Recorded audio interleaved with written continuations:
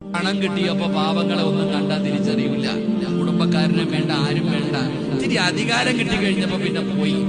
അള്ളാഹു എന്തെങ്കിലുമൊക്കെ നിഅമത്ത് ചെയ്ത് കഴിഞ്ഞാൽ ഓന്റെ വിചാരം ഓ മാത്രമാണ് ഇവിടെ, ബാക്കിയെല്ലാം പാവപ്പെട്ടവൻ. നെഞ്ചു വിരിക്കണം, എല്ലാരും കാണുമ്പോ എഴുന്നേക്കണം, ആചാരം കാക്ക മാമ എഴുന്നേക്കണം. അഹങ്കാരം ഒരു കടുകുമണിയുടെ അളവുണ്ടോ? നാളെ നീ എഴുതി വെച്ചോ, ഈ ഉടുപ്പിലൊക്കെ കയറിയിരിക്കണം. ഉറുമ്പിനെ കണ്ടിട്ടുണ്ടാ? അതിനെ കാണാൻ തന്നെ പറ്റൂല. അത്രയും ചെറിയ ഉറുമ്പിന്റെ കോലത്തിലാക്കും നിന്നെ അല്ല. നീ ആരുമല്ലടാ, നീ ആരുമല്ലടാ.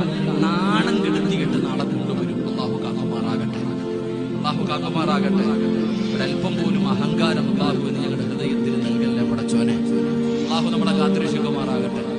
നിങ്ങൾക്ക് ഇങ്ങനെ അഹങ്കാരം ഉണ്ടോ? ഉണ്ടോ? ഇല്ലാത്തവരെ ഒന്ന് കൈമുക്കിക്കേ.